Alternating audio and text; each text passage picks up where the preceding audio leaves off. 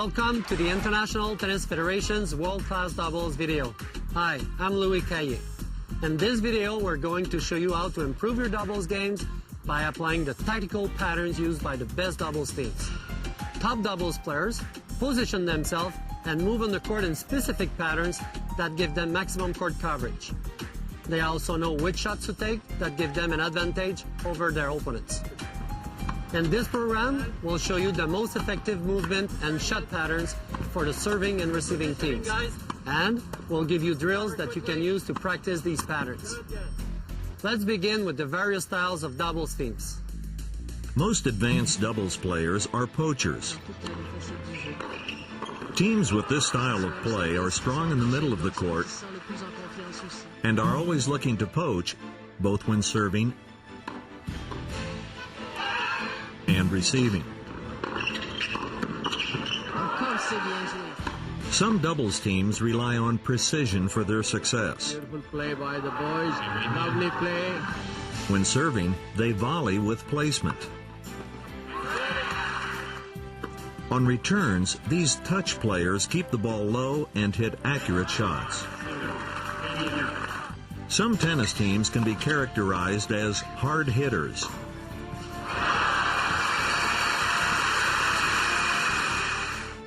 They rely on big first serves and powerful returns.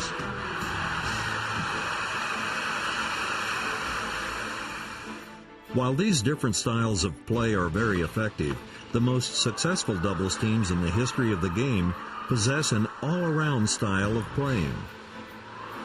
They have great court movement and are able to poach, place, and drive their shots.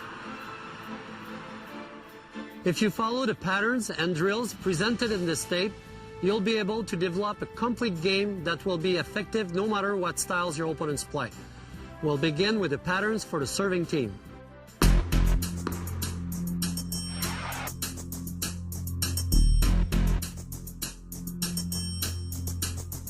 The server's partner plays a crucial role in the success of any advanced doubles team.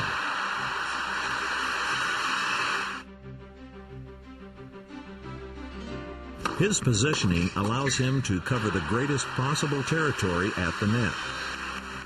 This positioning also allows him to poach cross-court returns and to fake poaching, which can create uncertainty and mistakes on returns. The server's partner must learn where to stand and where to move in order to be able to cover returns of wide and tee serves.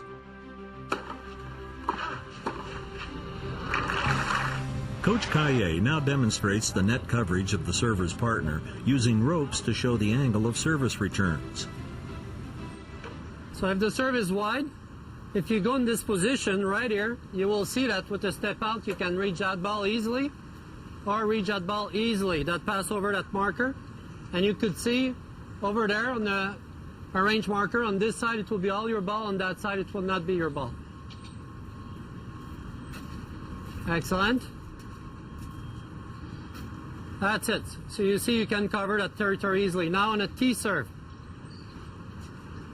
if the guy hits on your side, if you're over here, you'll see with the step out, it's very easy to handle the ball.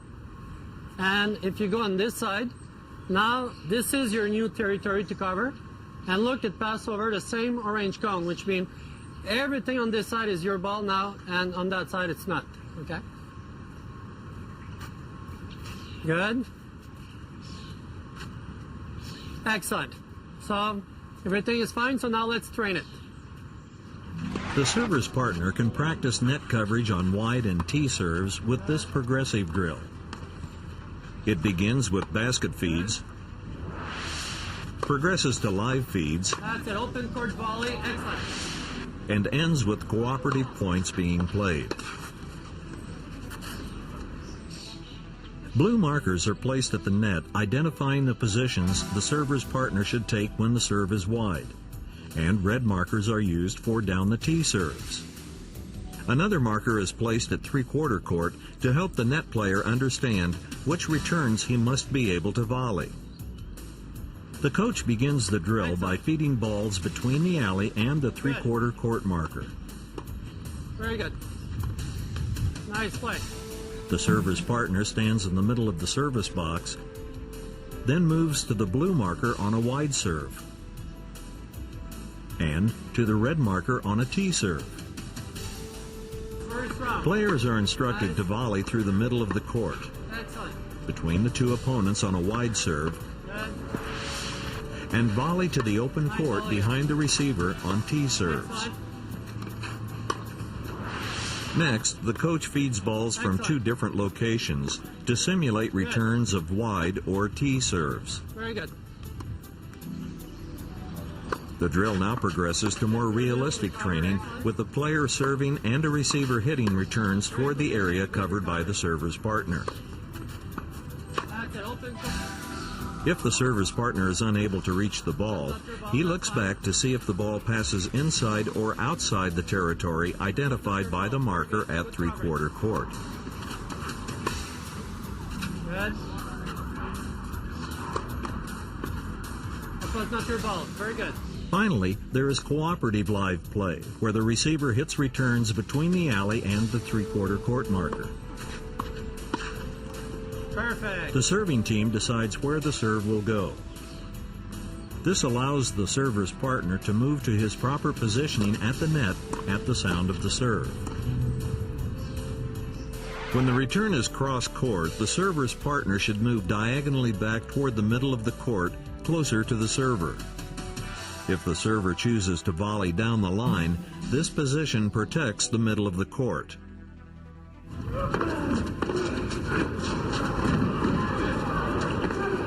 Oh, that's quick hands. That's good doubles, I mean, from both teams. If the server plays a cross-court first volley, the server's partner moves toward the sideline to cover the down-the-line drive, while the server takes the middle of the court to cover a possible cross-court shot. When the server stays back, her partner covers down the line while looking to poach the cross-court rally.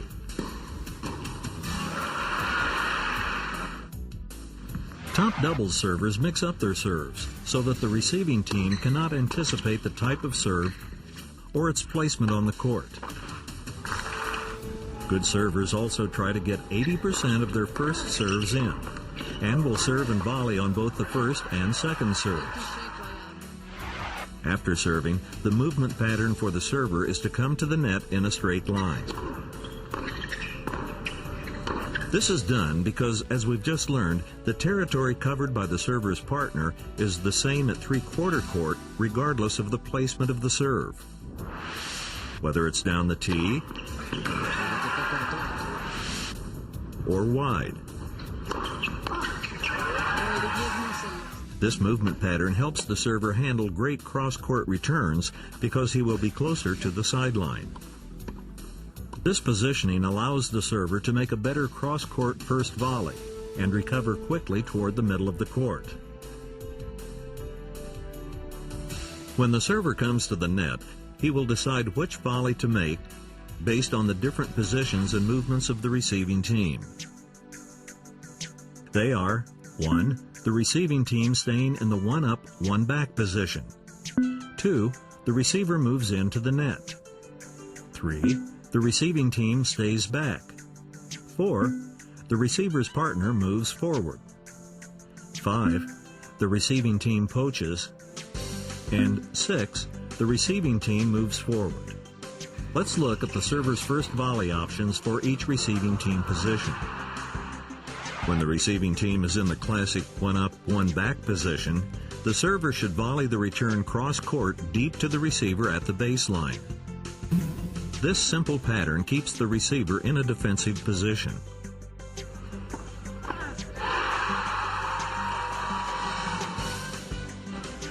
However, if the return is high, the server should keep running forward and punch his volley to the receiver's partner at the service line.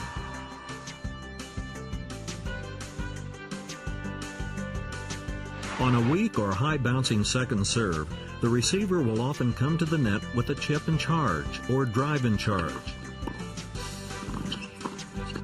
When this happens, the most effective volley pattern for the server is to play a short, low cross-court volley to the feet of the receiver. If both players of the receiving team are back, the server can either volley to the player with the weaker shot, or if there is no weakness, volley down the middle. This pattern usually occurs when the receiver has hit a good return, forcing the server to be on the defensive. The receiver's partner anticipates a weak volley and moves forward to cut off the deep cross-court volley. The server must be aware of this pressure and have the ability to volley away from the receiver's partner with a down-the-line or angle volley. After a good return, the receiver's partner may anticipate a weak cross-court volley and decide to poach. The server must be aware of the opponent's poach and should volley down the line. When both players on the receiving team move forward, the server should focus on either hitting an angle volley, which would neutralize both players, or he could hit a lob volley down the line to wrong foot the team. The first volley decision drill helps the server choose the best volley to make, based on the 6 previously demonstrated positions and movements of the receiving team. The coach begins this drill by feeding balls simulating those receiving team positions. Begin with a traditional one-up, one-back receiving team position. The server practices hitting deep cross-court volleys between the orange cones. The coach now calls out that he will be moving forward. The server responds to this movement by hitting short-angled volleys in front of the row of blue cones shown here. The coach tells his partner to move forward. The server now has the option of hitting down-the-line volleys or short-angled volleys.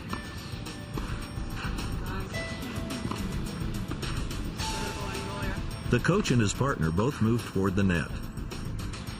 The server then practices angle volleys or lobs over the receiver's partner. Perfect. When the coach instructs his partner to poach, the server practices volleying down the alley. The coach and his partner now both stay back. The server reacts by hitting deep volleys between the receiving team or short volleys to the open court. Finally, the coach mixes up these 6 receiving team positions and movements. The server must make the appropriate volley decision. Yeah, excellent. The first volley decision drill now progresses to live feeds. The receiving team selects which formation to use, and the coach provides feedback on the server's volley decision.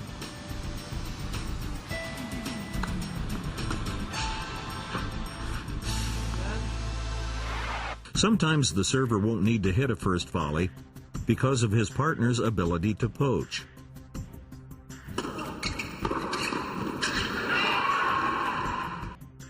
There are 3 types of poaches: reaction, anticipation, and command or signal poaching. The server's partner poaches by reaction when he sees a defensive return and reacts by crossing and volleying at the receiver's partner. On low returns, the server's partner should hit a low angle volley at the receiver who is positioned at the baseline.